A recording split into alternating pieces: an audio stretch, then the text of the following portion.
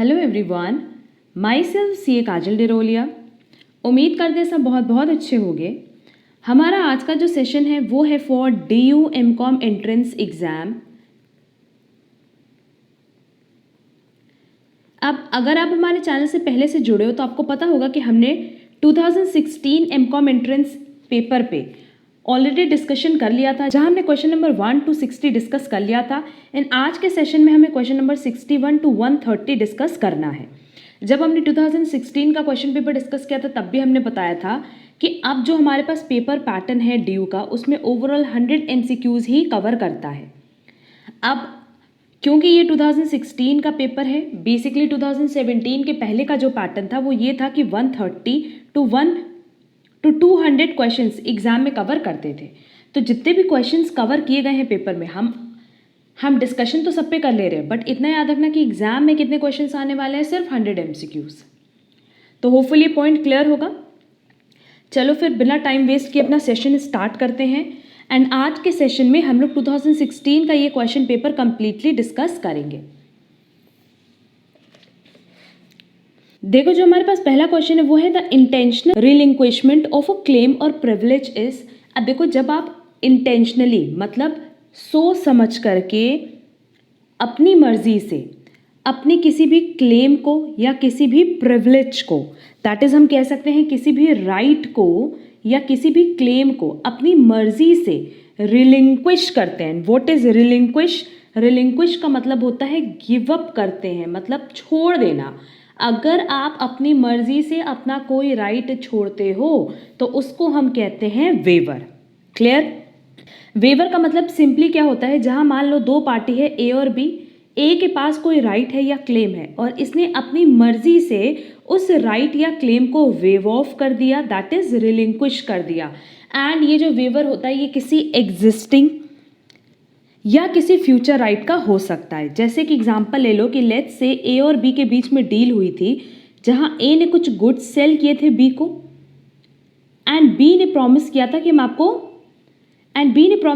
आपको 10,000 रुपीज़ का पेमेंट करेंगे। अब इफ इन केस मान लो A के पास ये जो राइट है कि उसको 10,000 रुपीज़ मिलना है B से, वो चाहे तो वो अपनी मर्जी से इसको रिलिंक्विश कर सकता है, दैट इज वेव ऑफ कर सकता है। क्लियर? एंड ये जो वेवर है ये फुल वेव ऑफ भी हो सकता है या पार्शियल भी हो सकता है। जैसे वो ये कह सकता है कि चलो ठीक है, आप 8,000 का पेमेंट कर दो, हम मान लेंगे कि फुल सेटलमेंट हो गया, या पूरा 10,000 वेव ऑफ कर दो। क्लियर? तो यहाँ हमसे क्वेश्चन में यही पूछा था कि अगर हम सोच समझ करके अपनी मर्जी से अपने किसी क्लेम या प्रिविलेज को रिलिंक्विश करते हैं तो उस प्रोसेस को हम क्या कहते हैं? Waiver. Next, the liability of a indemnifier arises. अब देखो, सबसे पहले तो ये समझो कि व्हाट इज इंडेमनिटी। अगर हम इंडेमनिटी की बात करें तो इंडेमनिटी एक ऐसा कॉन्ट्रैक्ट है जहां पे बेसिकली सिक्योरिटी या प्रोटेक्शन प्रोवाइड की जाती है against any kind of loss और कंपनसेशन। क्लियर?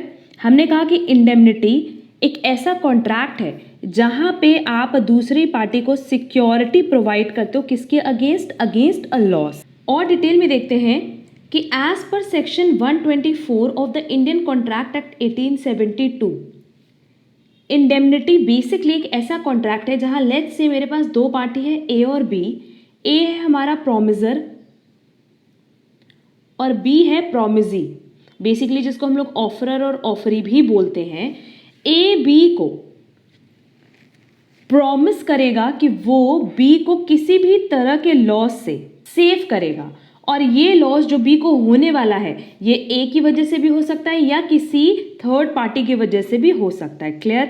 हमने बोला कि जो प्रोमिजर है वो प्रोमिजी को ये प्रॉमिस करता है कि आपको जो फ्यूचर में लॉस होने वाला है हम उसके अगेंस्ट आपको सिक्योरिटी प्रोवाइड करेंगे, सेफ्टी प्रोवाइड करेंगे। एंड ये जो लॉस B को होने वाला है ये चाहे तो प्रोमिजर के थ्रू होगा या किसी आउटसाइडर के थ्रू भी हो सकता है। क्लियर? बट बेसिकली इंडेमनिटी का मतलब होता है कि ऐसा कॉन्ट्रैक्ट है जहां पे आप दूसरी पार्टी को ये प्रॉमिस करते हो कि फ्यूचर में आपको जो भी लॉस होने वाला है उसके अगेंस्ट हम सिक्योरिटी प्रोवाइड करेंगे। Clear? Only before the occurrence of loss, only on the occurrence of any loss to the indemnity holder, when the indemnity holder compel the indemnifier to make good his loss even before he has suffered actual loss by paying off the claim or none of the above। तो no doubt इसका correct answer क्या होगा B, क्योंकि अब हमने अभी देखो यही चीज बताया ना कि जो लॉस आपको फ्यूचर में होने वाले हैं हम लोग यहाँ उसके अगेंस्ट सेफ्टी प्रोवाइड करते हैं, ना कि लॉस के अकरेंस के पहले। मतलब अगर लॉस हुआ ही नहीं है तो क्या उस केस में इंडेमनीफायर की कोई भी लाइबिलिटी अकर करेगी? नहीं। इंडेमनीफायर कौन हो गया? जो प्रोमिजर है। वो कौन है? इंडेमनीफायर। क्या उसकी कोई लाइबिलिटी अराइज करेगी? नहीं। लाइबिलिटी तब अराइज करेगी जब एक्चुअल में प्रोमिजी को और हम कह सकते हैं इंडेमनिटी होल्डर को लॉस होगा। क्लियर? तो करेक्ट आंसर क्या हो जाएगा? B. Next, as per section 2 subsection 92 of the Companies Act 2013 it provides that unlimited company means, अब देखो अनलिमिटेड कंपनी का मतलब ही यही होता है कि जहाँ पे कंपनी के जो शेयर होल्डर्स होते हैं या हम कह सकते हैं कि जो कंपनी के मेंबर्स होते हैं उनकी लायबिलिटी क्या होती है? अनलिमिटेड। क्लियर? बेसिकली देखो दो तरह की कंपनी होती है, एक होती है लिमिटेड कंपनी और एक होती है अनलिमिटेड कंपनी। लिमिटेड कंपनी में भी बेसिकली दो तरह की कंपनी होती है, एक बाय शेयर्स और एक होती है बाय गारंटी। अब देखो लिमिटेड कंपनी में क्या होता है कि जो मेंबर्स होते हैं उनकी लायबिलिटी हमेशा लिमिटेड होती है। और कहाँ तक लिमिटेड होती है? अगर लिमिटेड बाय शेयर्स है तो जितना शेयर्स आपने खरीदा है उस पर जितना भी ड्यू अमाउंट है वहाँ तक ही आपकी लायबिलिटी बनेगी। और अगर आपने गारंटी दी है तो लेट्स से आपने 1 लाख रुपए की गारंटी दी है तो आपकी लायबिलिटी कहाँ तक होगी? सिर्फ और सिर्फ 1 लाख तक। क्लियर? इसीलिए बोला जाता है कि यहाँ पे लायबिलिटीज जो मेंबर की होगी वो लिमिटेड होती है। बट अगर अनलिमिटेड कंपनी है तो अनलिमिटेड कंपनी का रूल यही होता है कि जितने भी कंपनी के मेंबर्स होंगे या शेयर होल्डर्स होंगे सबकी लायबिलिटी अनलिमिटेड होगी। दैट इज अगर फ्यूचर में कंपनी को अपने डेट्स का पेमेंट करना है और कंपनी के पास सफिशिएंट पैसे नहीं है तो वो अपने मेंबर से लेके, और मेंबर्स के पास भी सफिशिएंट पैसे नहीं है तो जो उनकी प्राइवेट प्रॉपर्टीज हैं उनको भी हम सेल कराने का राइट रखते हैं। क्लियर? तो देख लेते हैं option. A company not having any limit on the number of members, a company not having any limit on the liability of the company, a company not having any limit on the liability of its members. अभी देखो हमने ऊपर यही चीज बताया है कि जहां पे कोई भी लिमिट ना हो, किस पे? मेंबर्स की लायबिलिटी पे, तो उसको हम कहते हैं अनलिमिटेड कंपनी। तो करेक्ट आंसर क्या होगा? C. Next, associate company in relation to another company means a company in which. अब देखो दो तरह की कंपनी जो बेसिकली हम लोग यूज करते हैं, होती है एसोसिएट कंपनी और एक होती है सब्सिडरी कंपनी। अगर हम बात करें एसोसिएट कंपनी की तो एसोसिएट कंपनी मतलब सिंपली जहां पे आपका सिग्निफिकेंट इन्फ्लुएंस हो। लेट्स से मेरे पास दो कंपनी है, A company B company. If in case मान लो ए कंपनी का बी कंपनी पे सिग्निफिकेंट इन्फ्लुएंस है। What is significant influence? मतलब जहां पे कम से कम at least 20% of total share capital का कंट्रोल मिलता हो, उसको हम कहते हैं सिग्निफिकेंट इन्फ्लुएंस। मतलब ए कंपनी का बी कंपनी पे क्या है? सिग्निफिकेंट इन्फ्लुएंस है। कब होगा सिग्निफिकेंट इन्फ्लुएंस? जब लेट्स से बी कंपनी का जो टोटल शेयर कैपिटल है वो है 100 लाख का। क्लियर? और ए कंपनी ने कम से कम 20 लाख शेयर्स उनके होल्ड करके रखे हों तो no doubt A company at least 20% of total share capital hold कर रही है, तो उस केस में ए कंपनी का बी कंपनी पे क्या होगा? सिग्निफिकेंट इन्फ्लुएंस होगा। एंड जहां पे सिग्निफिकेंट इन्फ्लुएंस होता है उसी को हम कहते हैं एसोसिएट कंपनीज। क्लियर? तो सब्सिडरी कंपनी क्या है? सब्सिडरी कंपनी मतलब जहां पे आप 51% और मोर का पावर रखते हो। जैसे इफ इन केस मान लो ए कंपनी ने बी कंपनी के जो शेयर्स हैं 100 लाख उसका 51% या उससे ज़्यादा होल्ड करके रखा होता तो नो डाउट पूरा डिसीजन किसका चलता? ए कंपनी का चलता। तो उस केस में बी कंपनी उसकी क्या हो जाती है? सब्सिडरी कंपनी हो जाती। क्लियर? बट क्वेश्चन में हमसे पूछा है अबाउट एसोसिएट कंपनी, और एसोसिएट कंपनी में हमेशा याद रखना हम बात करते हैं सिग्निफिकेंट इन्फ्लुएंस की। अब ये चीज़ याद रखना कि अगर हम लोग एसोसिएट कंपनी की बात करें तो ए कंपनी का बी कंपनी पे सिग्निफिकेंट इन्फ्लुएंस होना चाहिए, दैट इज 20% और मोर, बट 51% से कम होना चाहिए, दैट इज बी कंपनी इसकी सब्सिडरी कंपनी नहीं होनी चाहिए। क्लियर?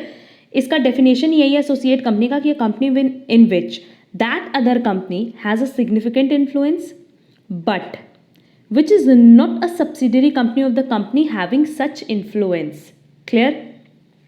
तो ऑप्शन देख लेते हैं। लिखा है the other company has a significant influence, the other company has a significant influence but which is not the subsidiary company, the other company does not have a significant influence but which is not the subsidiary company, और none of the above. तो no doubt अगर हम लोग associate company की बात कर रहे हैं तो हम लोग किसकी बात करेंगे? ऑप्शन बी की, क्योंकि हमसे कह रहा है associate company in relation to another company means a company in which that the other company has a significant influence but which is not the subsidiary company. Clear? Next, an individual at any one point of time can be appointed as a whole time director in, अगर whole time director की बात कर रहे हैं तो at a time आप सिर्फ एक कंपनी में अपॉइंट हो सकते हैं. Clear? तो करेक्ट आंसर होगा D. Next, the companies act 2013 prescribes that the following matters shall not be dealt in a meeting through video conferencing. अब देखो कुछ मैटर्स ऐसे हैं जो as per rule 4 of the companies act 2013 restrict किए गए हैं कि उन मैटर्स पे आप डिस्कशन नहीं कर सकते या मीटिंग नहीं कर सकते वीडियो कॉन्फ्रेंसिंग के थ्रू या इनफैक्ट किसी भी अदर ऑडियो विजुअल मीन्स के थ्रू. इसका मतलब क्या कि इन पे अगर आपको मीटिंग करनी है तो आपको मीटिंग करनी होगी फेस टू फेस. क्लियर? अब रूल 4 में अगर देखा जाए तो 4 ऐसे पॉइंट्स हैं जिन पे बताया गया है कि आप ना तो वीडियो कॉन्फ्रेंसिंग कर सकते हो और ना ही ऑडियो विजुअल मीन्स के थ्रू किसी भी तरह की कोई मीटिंग कंडक्ट कर सकते हो. कौन कौन सा? सबसे पहला उसमें दिया approval of financial statements, next दिया approval of board's report, next दिया है approval of prospectus and last दिया है ऑडिट कमिटी मीटिंग्स. क्लियर? अब ये जो ऑडिट कमेटी मीटिंग्स है बेसिकली ये जब कंसिडर करती हैं फाइनेंशियल स्टेटमेंट्स पे इंक्लूडिंग कंसोलिडेटेड फाइनेंशियल स्टेटमेंट, तो ये सारे के सारे केसेस कब आप डिस्कस नहीं कर सकते हो, आप वीडियो कॉन्फ्रेंसिंग या किसी भी ऑडियो विजुअल सोर्स के थ्रू डिस्कस नहीं कर सकते, मीटिंग नहीं कर सकते. इन चारों ही पॉइंट पर अगर आपको मीटिंग करनी है तो आपको फेस टू फेस करना होगा. क्लियर? तो एज पर रूल 4 यहाँ पे रिस्ट्रिक्शंस लगाई गई हैं क्योंकि ये चारों मैटर इतने इंपॉर्टेंट होते हैं कि इन पे आप किसी भी अदर सोर्स में डिस्कशन नहीं अलाउड है. क्लियर? क्लियर? तो करेक्ट आंसर क्या होगा? D, all of the above, कि इन सारे ही केसेस में आप वीडियो कॉन्फ्रेंसिंग के थ्रू मीटिंग नहीं कर सकते. Next, the directors participating in a board meeting through video conferencing.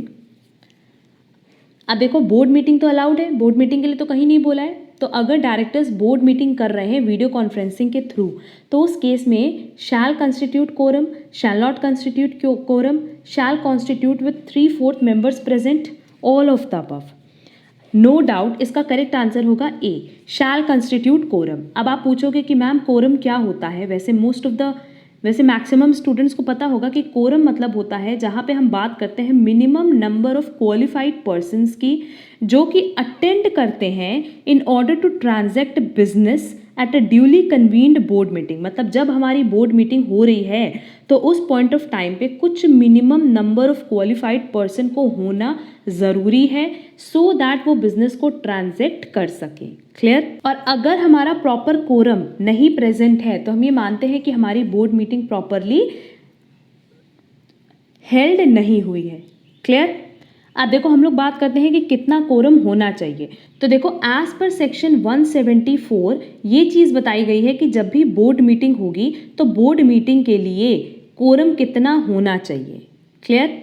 अब अगर हम लोग कोरम की बात करें तो कोरम मतलब सिंपली जो टोटल स्ट्रेंथ है आपकी उसका 1/3 या कम से कम 2 directors, whichever is higher, मतलब दोनों में से जो भी हायर होगा हम उसको कंसिडर करेंगे. अगर कोई हमसे पूछे कि बोर्ड मीटिंग के लिए कोरम क्या है तो बोर्ड मीटिंग के लिए कोरम सिंपली हमारे पास जितनी टोटल स्ट्रेंथ है उसके 1/3 लोग प्रेजेंट हो या कम से कम 2 डायरेक्टर्स प्रेजेंट हो, इनमें से जो भी हायर सिचुएशन होगी हम उसको कंसिडर करेंगे. क्लियर? एंड दूसरा, अगर डायरेक्टर्स पार्टिसिपेट करें वीडियो कॉन्फ्रेंसिंग के थ्रू या किसी भी अदर ऑडियो विजुअल मीन्स के थ्रू तो उनको हम क्या कोरम के लिए काउंट करेंगे? ये जो 1/3 है या 2 डायरेक्टर्स है क्या उसमें काउंटिंग उनकी होगी? हाँ होगी. भले उन्होंने फेस टू फेस मीटिंग नहीं अटेंड की हो बट अगर उन्होंने वीडियो कॉन्फ्रेंसिंग के थ्रू या किसी भी अदर ऑडियो विजुअल सोर्स के थ्रू पार्टिसिपेट किया है तो उनको भी कोरम का पार्ट हम मानते हैं. क्लियर? तो क्वेश्चन में हमसे यही चीज़ पूछा था कि वो डायरेक्टर्स जो बोर्ड मीटिंग में पार्टिसिपेट करें थ्रू वीडियो कॉन्फ्रेंसिंग क्या वो कोरम का पार्ट बनेंगे? हाँ बनेंगे. क्लियर? एंड अब ये लर्न हो गया होगा कि बोर्ड मीटिंग के लिए हमें कितने लोग चाहिए कोरम बनाने के लिए. Minimum number of qualified persons जो चाहिए वो चाहिए टोटल स्ट्रेंथ की 1/3 या 2 directors whichever is higher. Clear? Next, which of the following is not correct in respect of income tax rules applicable for the assessment year 2016-17. अब देखो क्योंकि ये क्वेश्चन पेपर 2016 का है, इसलिए असेसमेंट ईयर 2016-17 कवर किया है। अब अगर हम लोग बात करें तो बेसिकली जो हम लोग असेसमेंट ईयर लेकर के चलेंगे वो है 2021 to 2022। क्लियर? तो कौन सा इसमें से करेक्ट नहीं है वो देख लेते हैं। अंडर सेक्शन 80C 1,50,000 का डिडक्शन है, ये करेक्ट स्टेटमेंट है। Deduction on account of interest on loan from house properties 2 lakh, ये भी करेक्ट स्टेटमेंट है। Surcharge is levied at the rate of 10% on individuals HUF AOP having income exceeding rupees 1 crore। ये wrong statement है, क्योंकि अगर हम बात करें इंडिविजुअल्स की, that is individuals HUF AOP किसी की भी बात करो, तो उसमें जो लिमिट रखी गई है वो क्या लिमिट है कि अगर हमारी इनकम मोर देन 50 lakhs है तो सरचार्ज लगेगा 10%, एंड अगर इनकम मोर देन 1 crore है तो सरचार्ज का रेट है 15%। क्लियर? और हमसे यही चीज़ पूछा था इनकम एक्सीडिंग 1 करोड़, तो अगर 1 करोड़ से ज़्यादा इनकम है तो क्या 10% सरचार्ज लगेगा? नहीं, 15% सरचार्ज लगेगा। क्लियर? तो इसका मतलब ये स्टेटमेंट तो इनकरेक्ट है। Next, deduction under section 80D on health insurance premium is 25,000, ये भी करेक्ट है, क्योंकि बेसिकली अगर एक इंडिविजुअल ने जो इंश्योरेंस प्रीमियम है, जो इंश्योरेंस है वो लिया है सेल्फ के लिए या अपने स्पाउस के लिए या डिपेंडेंट चिल्ड्रन के लिए, तो 25,000 तक का ही डिडक्शन अलाउड है, एंड एडिशनल डिडक्शन अलाउड है अगर आपने अपने पेरेंट्स के लिए भी इंश्योरेंस लिया है तो। बट इन जनरल अगर बात करें तो डिडक्शन कितना है? 25,000। तो इसका करेक्ट आंसर क्या होगा? C. Clear? Next, which of the following is not a direct tax? देख लेते हैं। Value added tax, income tax, corporate tax और none of the above. Income tax and corporate tax तो डायरेक्ट टैक्स है, but अगर value added tax की बात करें जिसकी जगह अब फिलहाल GST है, that is goods and service tax, तो ये हमारा किस तरह का टैक्स है? Indirect tax. तो करेक्ट आंसर क्या होगा? A. Next, which of the following incomes are taxable in the hands of resident but not ordinary resident? अब देखो ये कह रहा है कि रेसिडेंट इंडिया के हाथ में टैक्सेबल है, बट ये कौन सा रेसिडेंट है? रेसिडेंट बेसिकली दो तरह का होता है, एक ऑर्डिनरी रेसिडेंट और एक नॉन ऑर्डिनरी रेसिडेंट। क्लियर? तो हमसे क्वेश्चन में कह रहा है कि इनमें से कौन सी इनकम टैक्सेबल होगी in the hands of resident but not ordinary resident. देखते हैं ऑप्शन क्या क्या दिया है। इनकम रिसीव्ड और deem to be received in India whether earned in India और एल्सवेयर, ये तो टैक्सेबल होगा। इनकम विच अक्रू और अराइज और डीम टू अक्रू और arise in India during the previous year whether received in India और elsewhere, देखो basically ये रिसीव्ड कहाँ हो रही है? इंडिया में, और दूसरी वाली अराइज कहाँ हो रही है? इंडिया में। Third one is income which accrue और arise outside India and received outside India from a business controlled from India, but यहाँ बिजनेस कहाँ कंट्रोल हो रहा है? इंडिया में। तो इस केस में तीनों के तीनों ही टैक्सेबल होंगे, किसके हाथ में? Resident but not ordinarily resident के केस में। तो करेक्ट आंसर क्या होगा? डी। अब रेसिडेंशियल स्टेटस पे अगर हम देखें तो एग्जाम में कई सारे क्वेश्चंस आते हैं। बहुत सारी यूनिवर्सिटीज़ के क्वेश्चन पेपर में हमने देखा है कि हमारे पास रेसिडेंशियल स्टेटस से क्वेश्चंस कवर करता है, तो इस पे हम इस पे एक बेसिक क्लास अपलोड कर देंगे, जिससे आपका ये टॉपिक क्लियर हो जाएगा कि रेसिडेंशियल स्टेटस के केस में कब टैक्सेबिलिटी बनती है और कब नहीं। Next, For financial year 2015-16, the rates of short-term capital gain and long-term capital gain for the equity shares are, हम financial year 15-16 की यहाँ बात नहीं करेंगे, हम बात करेंगे financial year 2021 की। Clear? Short term capital gain पे जो टैक्सेबिलिटी है वो है 15%, and long term capital gain पे जो टैक्सेबिलिटी है वो है 10%, तब जब हमारा गेन 1 लाख से ज़्यादा हो। क्लियर? अगर गेन 1 लाख से ज़्यादा है तो लॉन्ग टर्म कैपिटल गेन पे कितना रेट लगेगा? 10%। तो करेक्ट आंसर क्या हो जाएगा? C, 15% and 10% respectively. Next, which of the following income are exempt from tax under section 10 of income tax act 1961? Option देखते हैं। Income from a house property, share of income from the firm, interest paid to a resident, all of the above. अगर हम बात करें point B की, that is share of income from the firm, तो इसको exempt किया गया है under section 10 subsection 2A।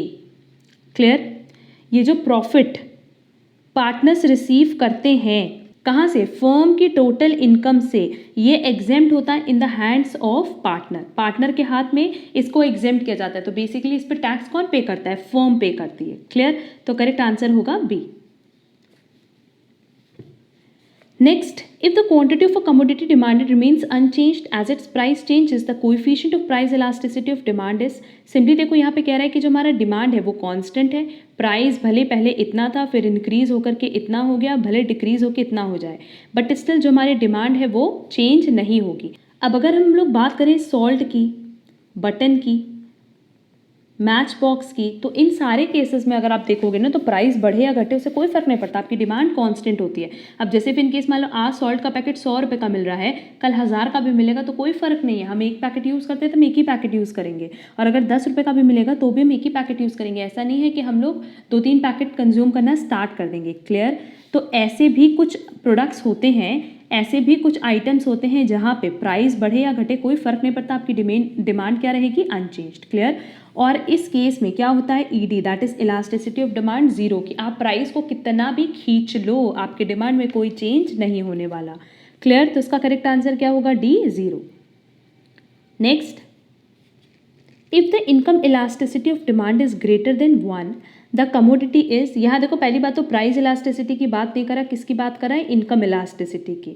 But still हम यहाँ एक बात बताएंगे, चाहे प्राइस इलास्टिसिटी हो चाहे इनकम इलास्टिसिटी हो, हमेशा याद रखना कि अगर वो इज इक्वल टू 1 है तो वो बात करें कंफर्ट गुड्स की, ग्रेटर देन 1 के केस में हमेशा बात होगी लग्जरी गुड्स की, एंड लेस देन 1 के केस में हमेशा बात होगी नेसेसरी गुड्स की। क्लियर? तो करेक्ट आंसर क्या होगा? अगर ग्रेटर देन 1 है तो आंसर होगा luxury, that is B. Next, the substitution effect for a fall in the price of a commodity is given by, अब देखो सब्सटीट्यूशन इफेक्ट मतलब हम बात करते हैं जहां हम दो प्रोडक्ट को सब्सटीट्यूट कर सकें। क्लियर? तो बेसिकली यही चीज़ होती है ना कि अगर सब्सटीट्यूशन इफेक्ट है तो जैसे ही प्राइस में फॉल होगा दूसरे प्रोडक्ट की डिमांड क्या होगी? डिक्रीज हो जाएगी, और इस पर्टिकुलर प्रोडक्ट की डिमांड इंक्रीज हो जाएगी। सब्सटीट्यूशन इफेक्ट में तो यही होता है कि अगर मान लो टी की प्राइस डिक्रीज हुई तो कॉफ़ी की डिमांड डिक्रीज हो जाएगी। क्यों? क्योंकि कॉफ़ी के जो कंज्यूमर्स हैं वो भी शिफ्ट हो जाएंगे टुवर्ड्स टी। क्लियर? तो यहाँ जो बेसिकली हम लोग ग्राफ बनाएंगे वो इस तरीके से ग्राफ बनता है। तो नो डाउट पहले प्राइस इतनी थी, डिमांड इतनी थी, जैसे ही हमारी प्राइस डिक्रीज हुई डिमांड क्या होगी? इंक्रीज हो जाएगी। तो मूवमेंट किधर हो रहा है? इंडिफरेंस कर्व में, टुवर्ड्स डाउन। तो करेक्ट आंसर होगा C. Next, the elasticity of technical substitution measured by, अब देखो अगर हम लोग बात करें इलास्टिसिटी ऑफ टेक्निकल सब्सटीट्यूशन की तो हम यहाँ बात करें marginal rate of technical substitution की, जहाँ बेसिकली हम लोग दो input that is labour and capital के थ्रू कुछ कॉम्बिनेशन बनाते हैं और उन कॉम्बिनेशन से एक fix amount of output he generate करते हैं। मतलब बेसिकली यहाँ पे हम लोग लेबर और कैपिटल का ऐसा कॉम्बिनेशन रखते हैं जिससे हमारा आउटपुट इंटैक्ट रहेगा, आउटपुट में कोई चेंज नहीं होगा। तो ऐसा तभी पॉसिबल है जब हम लेबर और कैपिटल में से अगर एक को इंक्रीज कर रहे हैं तो दूसरे को डिक्रीज करें, या दूसरे को इंक्रीज करें तो पहले को डिक्रीज करें। क्लियर? अब बेसिकली जो MRTS का फॉर्मूला होता है वो होता है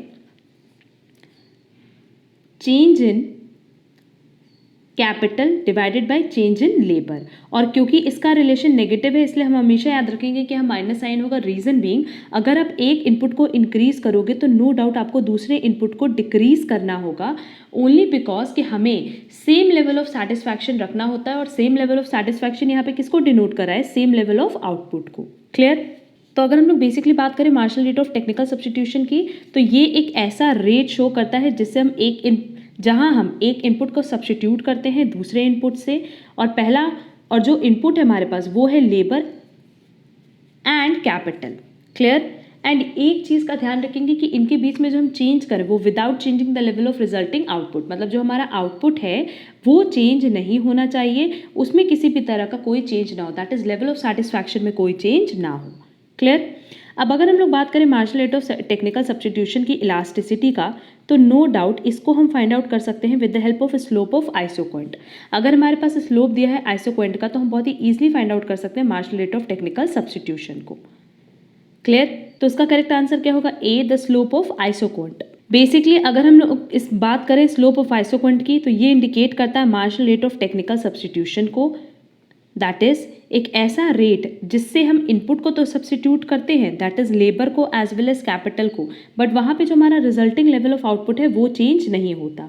एंड जो हमारा आइसोक्वेंट है वो बेसिकली इस तरीके से बनता है जहाँ इफ इन केस मान लो हमारे पास ये पहला इनपुट है ये दूसरा इनपुट है, तो अगर ये कॉम्बिनेशन था अभी तक, अब जैसे ही हमने दूसरे वाले इनपुट को डिक्रीज किया हमारा पहला इनपुट इंक्रीज हो जाएगा। और ये रीज़न ही यही है कि हम यहाँ पे दो इनपुट के कॉम्बिनेशन से आउटपुट बनाने की बात कर रहे हैं। ये बेसिकली इंडिफरेंस कर्व की तरह ही है। जैसे इंडिफरेंस कर्व था वहाँ पे भी हम लोग सेम लेवल ऑफ सेटिस्फैक्शन की बात करते हैं दो प्रोडक्ट के कॉम्बिनेशन से, वैसे आइसोक्वेंट में हम लोग बात करते हैं कि लेवल ऑफ आउटपुट हमारा फिक्स होगा विद द हेल्प ऑफ दो इनपुट के through. Clear?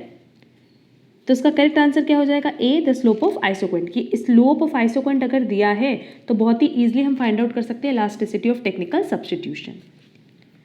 Next, if we have constant returns to scale and we increase the quantity of labour used per unit of time by 10% but keep the amount of capital constant, तो उस case में output क्या होगा? Basically यहाँ पे तीन relation होता है ना, हम तीनों ही रिटर्न टू स्केल बता देते हैं। रिटर्न टू स्केल में तीन चीज़ें होती हैं। पहला इंक्रीजिंग रिटर्न टू स्केल, दूसरा constant return to scale and तीसरा डिक्रीजिंग रिटर्न टू स्केल।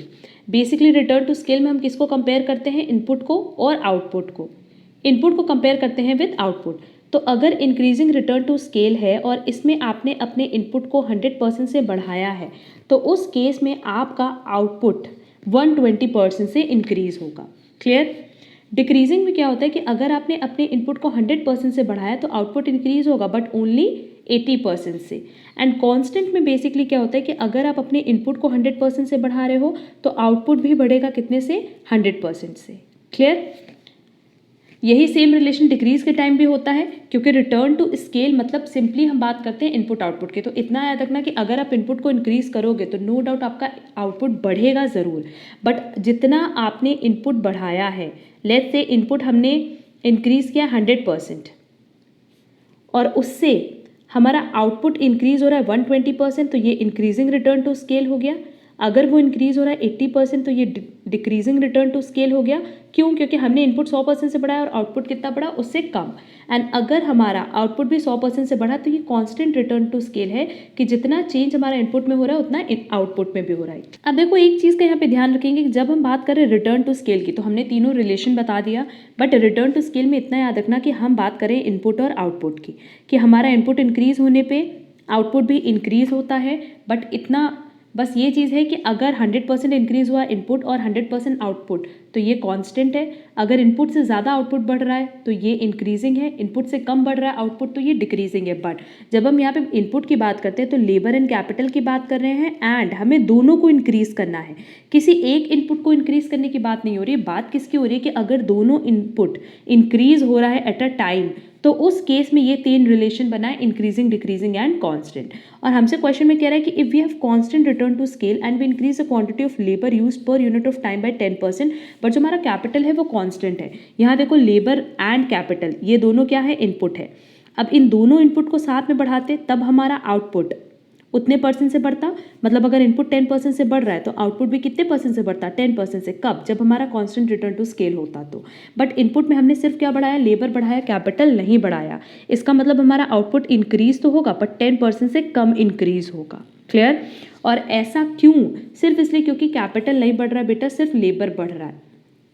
तो उसका करेक्ट आंसर क्या होगा? D, it increases by less than 10%। Next, an entrepreneur running a business takes out rupees 20,000 per year as salary from the total receipts of the firm.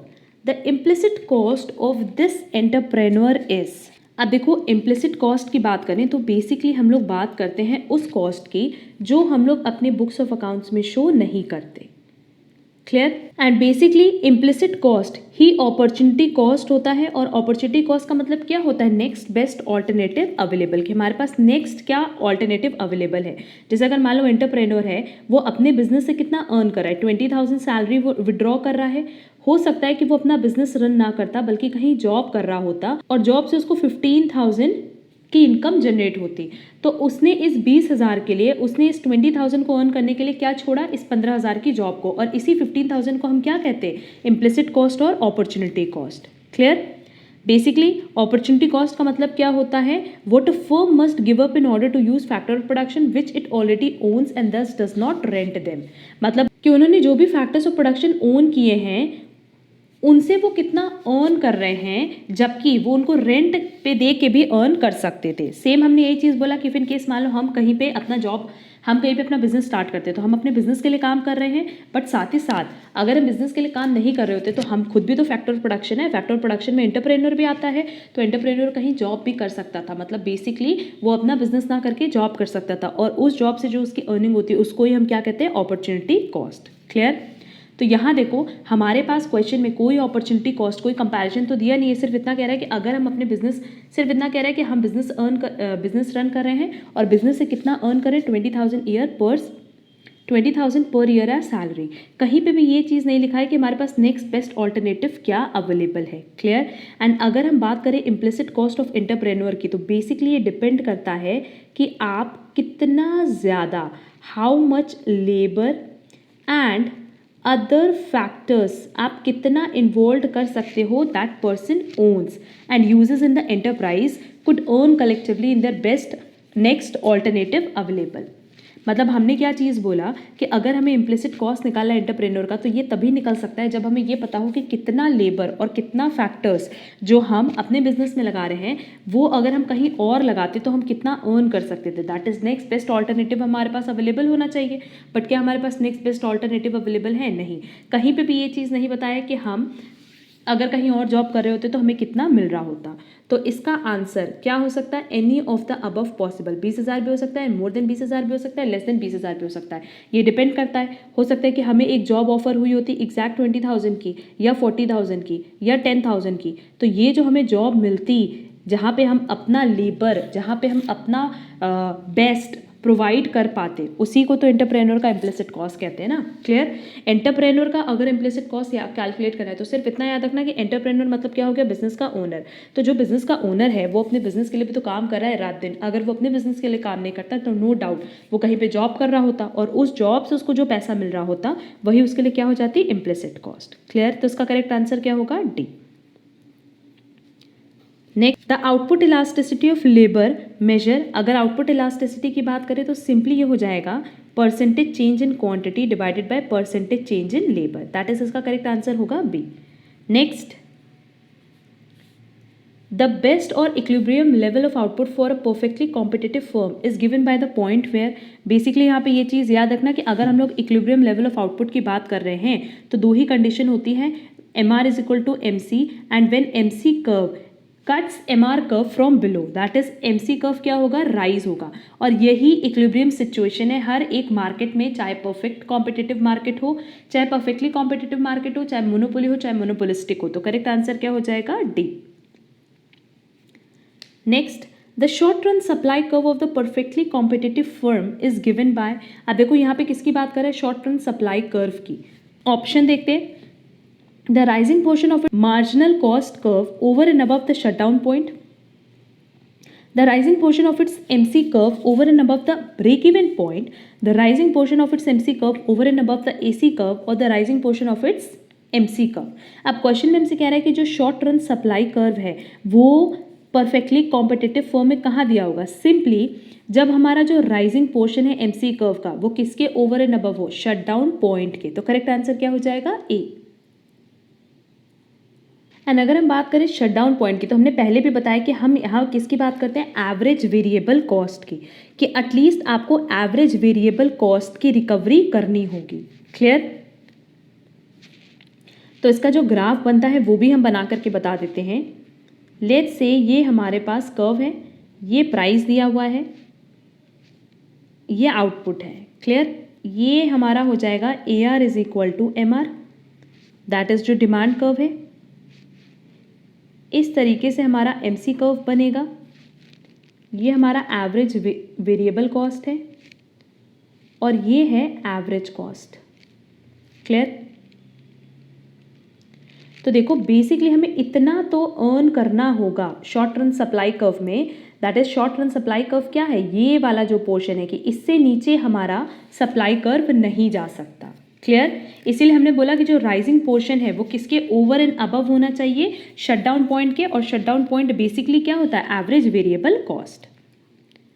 Clear? Next, if the factor prices and factor quantities move in the same direction then we have. अब देखो basically इसका answer होगा an increasing cost industry. क्यों? क्योंकि increasing cost industry का मतलब होता है जब एक इंडस्ट्री अपने आउटपुट को एक्सपैंड करती है, इंक्रीज करती है, तो उससे उसके फैक्टर ऑफ प्रोडक्शन की प्राइस भी इंक्रीज हो जाती है। क्लियर? और हमसे क्वेश्चन में यही कह रहा था कि जो फैक्टर प्राइसेस है that is factor of production की जो प्राइस है और फैक्टर क्वांटिटीज है दैट इज आउटपुट, अगर वो सेम डायरेक्शन में मूव कर रही है तो हम किस तरह की इंडस्ट्री हुए? Increasing cost industry. कि जैसे ही इंडस्ट्री ने अपने आउटपुट को इंक्रीज करने का प्लान बनाया वैसे ही मार्केट में उसके फैक्टर्स ऑफ प्रोडक्शन की प्राइस बढ़ जाएगी। क्लियर? तो करेक्ट आंसर क्या हो जाएगा? बी। अब यहाँ देखो हम लोग बाकी दो पॉइंट भी समझ लेते हैं कि कांस्टेंट कॉस्ट इंडस्ट्री क्या होता है और डिक्रीजिंग कॉस्ट इंडस्ट्री क्या होती है। देखो डिक्रीजिंग कॉस्ट इंडस्ट्री होती है जब इंडस्ट्री ने प्लान किया कि वो अपने आउटपुट को इंक्रीज करेगी और इसकी प्लानिंग से जो फैक्टर ऑफ प्रोडक्शन की प्राइस है वो डिक्रीज हो जाए, that is per unit price क्या हो? डिक्रीज हो, तो उस तरह की इंडस्ट्री को हम कहते हैं डिक्रीजिंग कॉस्ट इंडस्ट्री। और कांस्टेंट में तो कोई प्रॉब्लम ही नहीं है, अगर हमने अपने आउटपुट को इंक्रीज करने का सोचा तब भी जो हमारी प्राइजेस हैं फैक्टर ऑफ प्रोडक्शन की वो क्या होंगी? चेंज नहीं होंगी, दैट इज कांस्टेंट रहेंगी, तो उनको हम कहेंगे constant cost industry. Clear?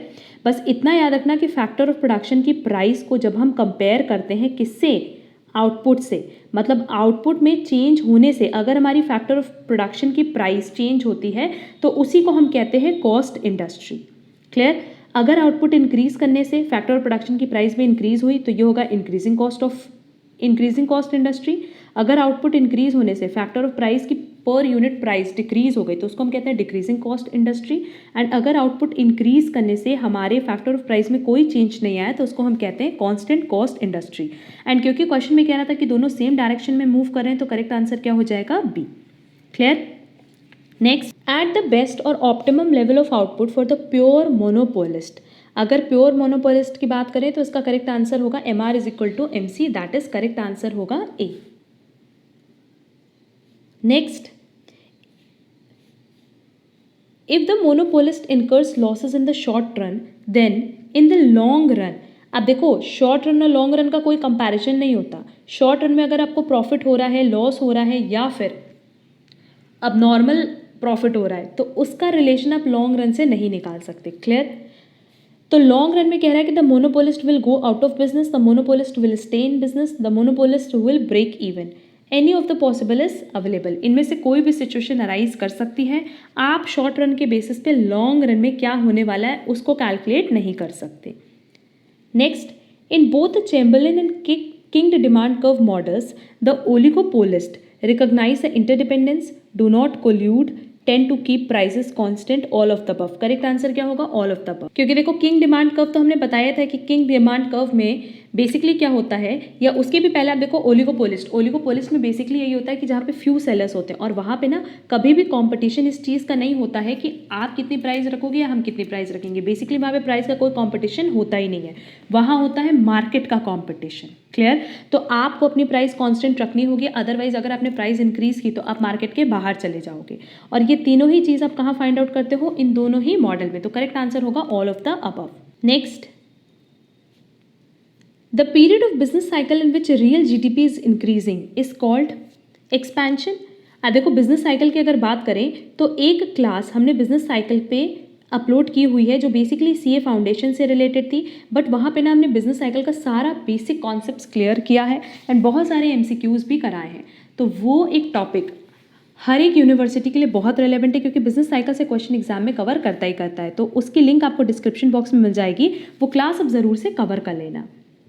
Next, an increase in the money supply causes. अब देखो अगर मनी की मार्केट में सप्लाई इंक्रीज हो जाए तो नो डाउट उस केस में क्या होगा कि क्योंकि बहुत ज़्यादा मनी है तो इंटरेस्ट रेट आपको क्या करना होगा? डिक्रीज करना होगा, लोग इन्वेस्टमेंट बढ़ाएंगे और डिमांड भी बढ़ेगी पैसे की। तो करेक्ट आंसर क्या होगा? ए।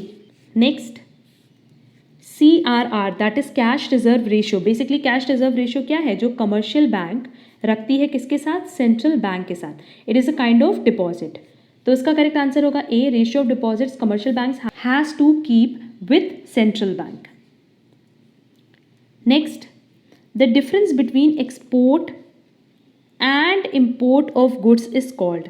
अगर हम बात करें बैलेंस ऑफ ट्रेड की तो बैलेंस ऑफ ट्रेड किसको शो करता है? एक्सपोर्ट माइनस इम्पोर्ट को। और ये जो हम लोग कंपैरिजन करते हैं ये बेसिकली एक स्पेसिफिक टाइम पीरियड के लिए करते हैं। अगर हमारा एक्सपोर्ट ज़्यादा है इम्पोर्ट से तो उस केस में हमारा बैलेंस ऑफ ट्रेड क्या होगा, फेवरेबल। एंड अगर हमारा एक्सपोर्ट कम है इम्पोर्ट के कंपैरिजन में तो ये जो बैलेंस ऑफ ट्रेड है इसको हम क्या बोलेंगे, अनफेवरेबल। क्लियर? तो डिफरेंस पूछा था तो करेक्ट आंसर क्या होगा, B, balance of trade. Next, zero primary deficits indicates that in a government budget. अब देखो अगर प्राइमरी डेफिसिट की बात करें तो ये बेसिकली किसके डिफरेंस को शो करता है, current year fiscal deficit and interest payment on previous borrowing. मतलब पिछले साल आपने जो बोरोइंग की थी या उसके पहले जो आपने बोरोइंग की थी उस पे जो आपका इंटरेस्ट पेमेंट है। क्लियर? तो इस साल का fiscal deficit and interest payment के बीच का जो डिफरेंस है उसको हम कहते हैं प्राइमरी डेफिसिट। अब हमसे क्वेश्चन में कह रहा है कि अगर जीरो प्राइमरी डेफिसिट है तो नो डाउट ये दोनों क्या होगा, इक्वल होगा। तो इसका करेक्ट आंसर हो जाएगा A, interest payments are equal to fiscal deficit. सिर्फ उसी केस में हमारा प्राइमरी डेफिसिट जीरो हो सकता है। Clear? Next, which of the following is not related to capital account of balance of payment. अगर हम कैपिटल अकाउंट की बात करें तो बेसिकली ये हर वो ट्रांजेक्शन्स रिकॉर्ड करते हैं जो कि हमारी कंट्री के resident and rest of the world के बीच में हुआ हो, जिससे assets and liabilities of the residents of the country या उसके गवर्नमेंट में चेंज हो सके। क्लियर? हमने बोला कैपिटल अकाउंट बेसिकली क्या रिप्रेजेंट करता है, हर उस ट्रांजैक्शन को जो हमारी कंट्री के रेसिडेंट के बीच में and rest of the world के बीच में हुआ हो। एंड साथ ही साथ इस चीज़ का ध्यान रखना कि उस एक पर्टिकुलर ट्रांजैक्शन से कंट्री के उस रेसिडेंट के असेट्स और लायबिलिटीज़ में या गवर्नमेंट के असेट्स और लायबिलिटीज़ में कोई चेंज हो रहा हो तो उसको हम कहते हैं कि वो ट्रांजैक्शन कैपिटल अकाउंट में रिकॉर्ड हो रहा है। क्लियर? तो फॉरेन डायरेक्ट इन्वेस्टमेंट होता है, परचेज ऑफ लैंड अब्रॉड भी होता है, इन्वेस्टमेंट इन शेयर अब्रॉड भी होता है, बट स्कॉलरशिप्स फ्रॉम अब्रॉड इसको हम कैपिटल अकाउंट में रिकॉर्ड नहीं करते। तो करेक्ट आंसर क्या होगा, D. Problem of double counting can be avoided by using. अब देखो अगर डबल काउंटिंग हमें अवॉइड करनी है तो हमारे पास दो मेथड है। पहला है फाइनल आउटपुट अप्रोच और दूसरा है वैल्यू एडेड मेथड। क्लियर? अब देखो होता क्या है ना कि अगर हमें डबल काउंटिंग प्रॉब्लम को अवॉइड करना है तो नो डाउट हम लोग वैल्यू एडेड मेथड यूज़ करेंगे कि जितनी वैल्यू आप ऐड कर रहे हो सिर्फ आप उस पर टैक्स की बात करो। क्लियर? अगर फाइनल आउटपुट की बात करोगे तो फाइनल प्रोडक्ट के केस में क्या होगा कि हर बार हमने पिछला पुराना जितना होगा उस पर भी टैक्स काउंट कर लिया होगा। तो इसका करेक्ट आंसर क्या होगा, सी, कि अगर हमें डबल काउंटिंग अवॉइड करनी तो जितनी वैल्यू आप सिर्फ ऐड करते जा रहे हो उसकी बात करो। क्लियर?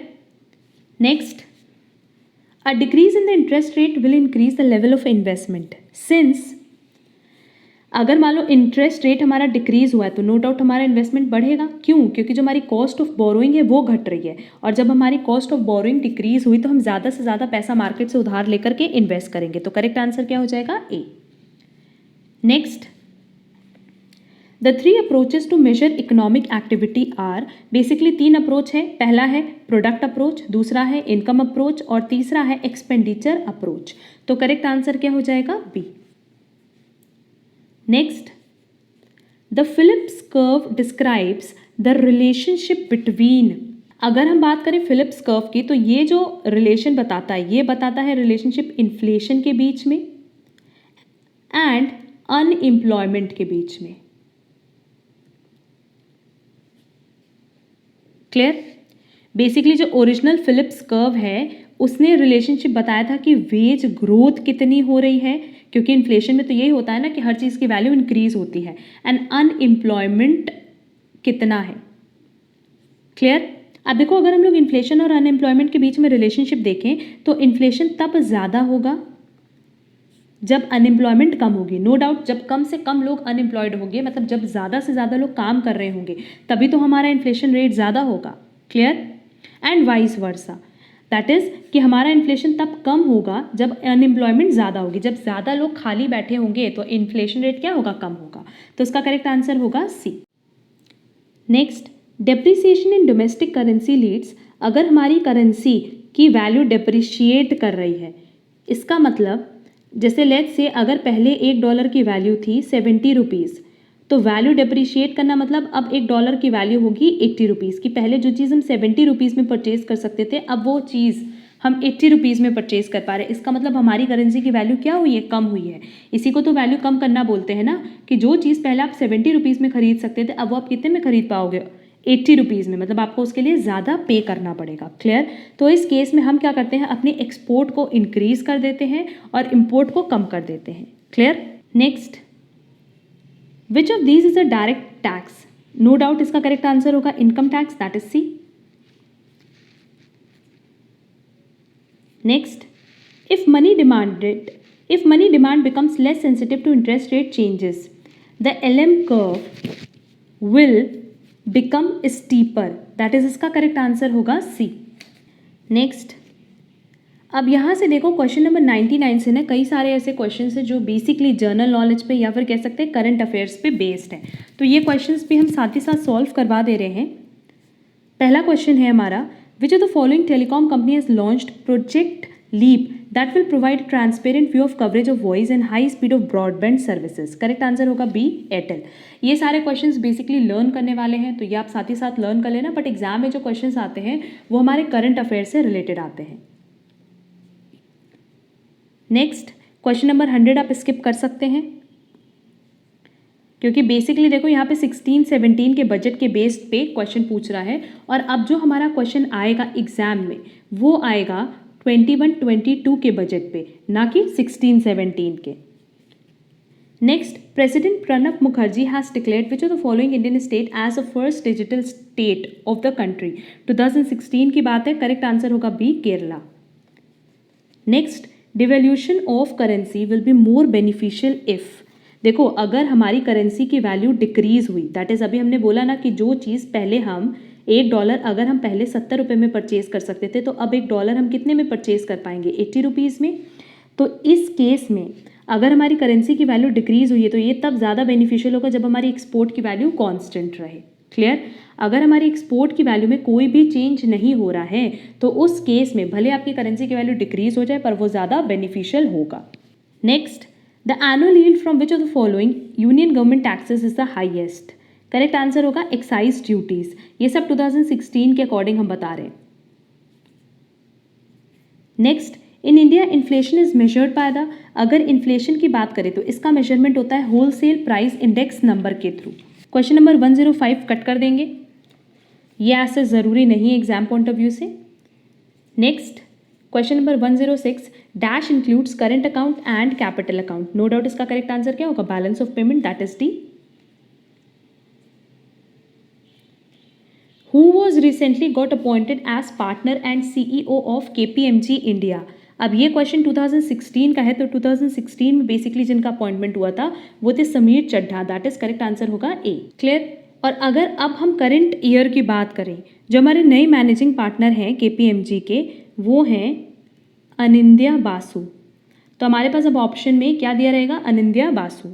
क्लियर। तो इसीलिए हम बता रहे हैं कि ये जितने भी क्वेश्चंस हैं ये बेसिकली बेस्ड हैं किस पे, 2016 के क्वेश्चंस पे, जो कि जनरली अब एग्जाम में नहीं पूछते। जो भी पूछेगा एग्जाम में वो करंट ईयर से रिलेटेड पूछेगा, ना कि पहले के ईयर से रिलेटेड। Next, the government has recently set up committee to prepare a blueprint for doubling farmers income by 2020. This committee is headed by Ashok Dalwai.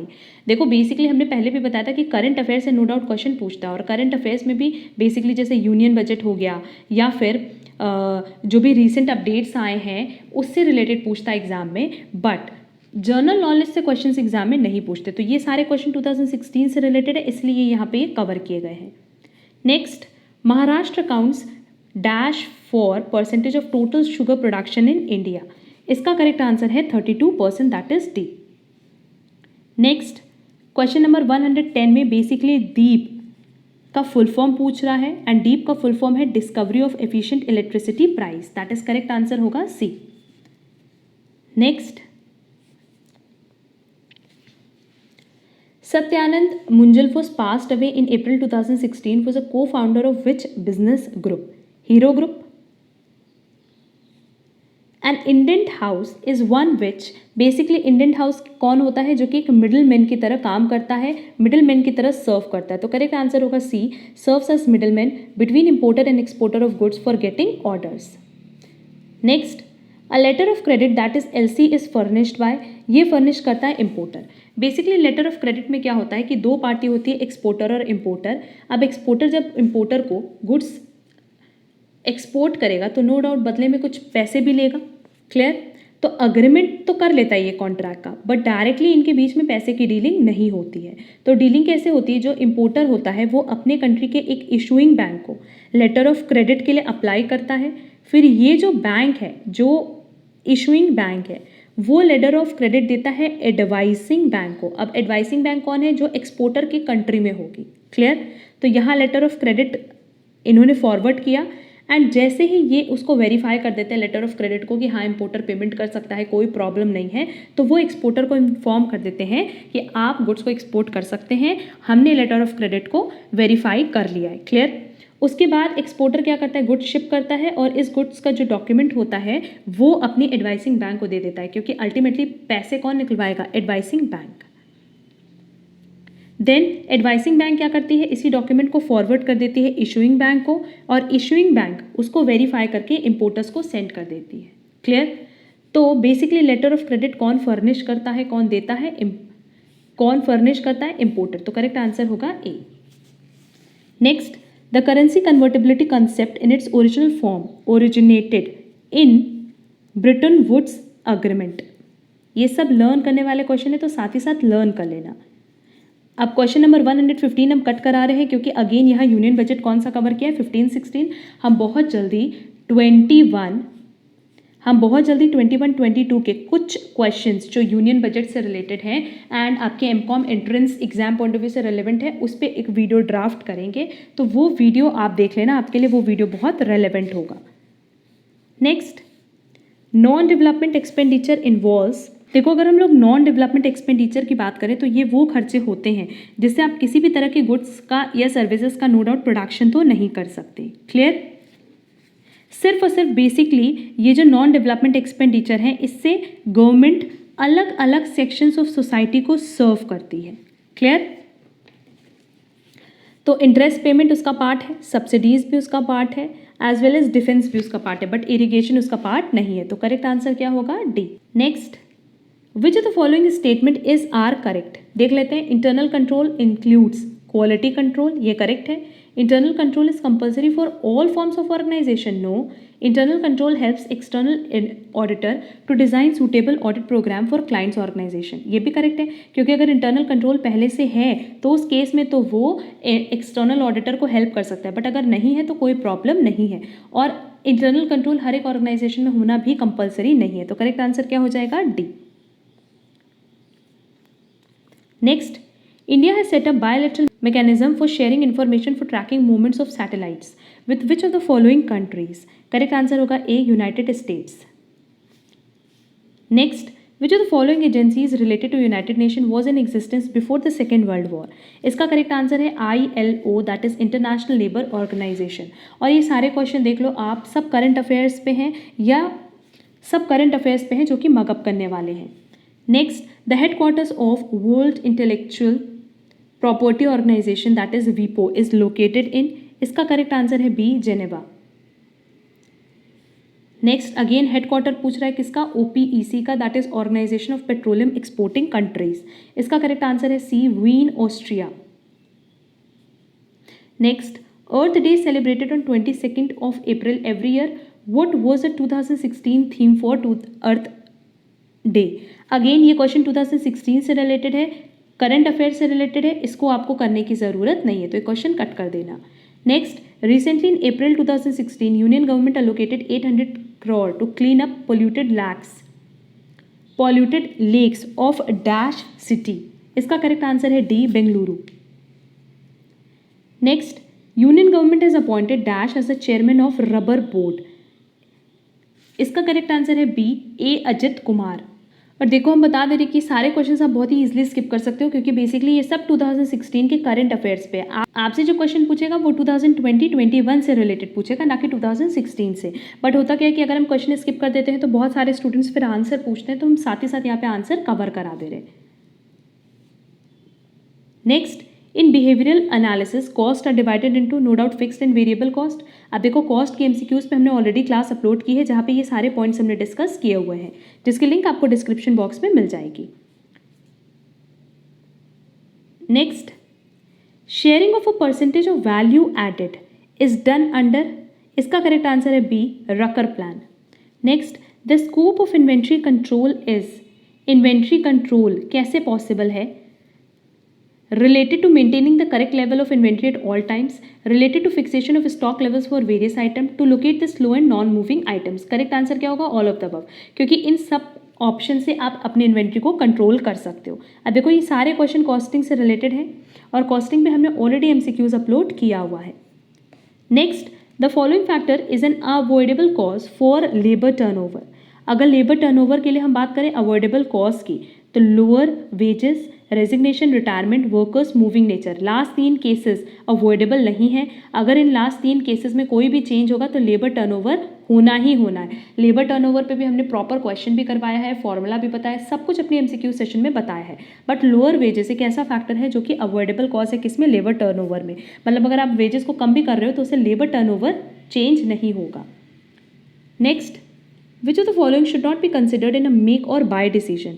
ये भी हमने बताया अनचेंज्ड फिक्स कॉस्ट, कि हम कभी भी फिक्स कॉस्ट को कंसिडर नहीं करते हैं अगर हम ये डिसीजन लेना है कि हम एक प्रोडक्ट को बना के बेचें या खरीद के बेचें। तो करेक्ट आंसर क्या होगा? डी, क्योंकि फिक्स कॉस्ट तो हर केस में होगा ही होगा। तो ये देखो ये हमारे पास लास्ट क्वेश्चन था, क्वेश्चन नंबर 130। हमने ड्यू 2016 का पूरा क्वेश्चन पेपर सॉल्व करवा दिया, जहाँ हमने इसको 2 पार्ट में डिस्कस किया था। फर्स्ट पार्ट में हमने पहले 60 क्वेश्चन अपलोड किए थे, लास्ट क्लास में नेक्स्ट 70 क्वेश्चन हमने अपलोड किए हैं। अब इन सारे क्वेश्चंस में अगर आपको कहीं पे भी कोई डाउट हो तो आप कमेंट बॉक्स में कमेंट करके पूछ सकते हैं।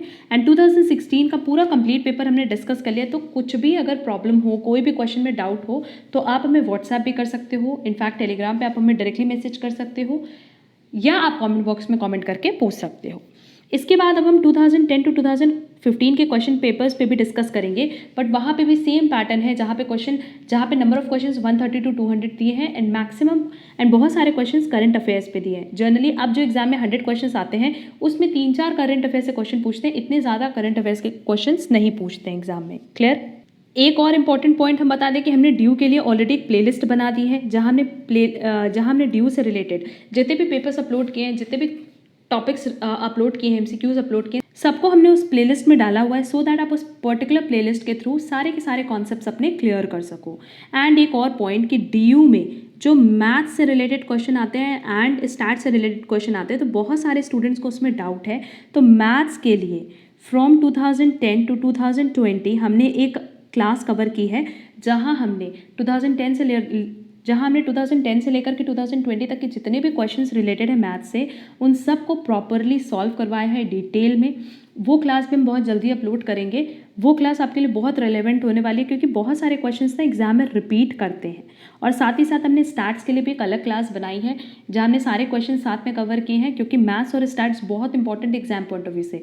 जर्नली स्टूडेंट्स सोचते हैं कि ये दोनों सब्जेक्ट हम छोड़ करके चले जाएं और मेरा सिलेक्शन हो जाएगा, ऐसा नहीं होता। ये दोनों सब्जेक्ट आपके लिए बहुत रेलेवेंट है, क्योंकि जिनका एडमिशन होता है उनका जर्नली जो बेस होता है वो बनता है मैथ्स और स्टैट्स से, क्योंकि बाकी सारे सब्जेक्ट्स तो सारे ही स्टूडेंट्स के ऑलमोस्ट अच्छे होते हैं। तो इस पे आपको ज़्यादा मेहनत करनी है। क्लियर?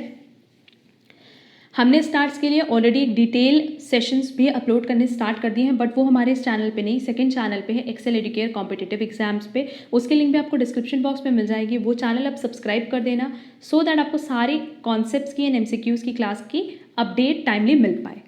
अब हम लोग मिलेंगे हमारी नेक्स्ट क्लास में, जहाँ हम लोग 2015 के क्वेश्चन पेपर पर डिस्कस करेंगे। आज के लिए बस इतना। Thank you so much.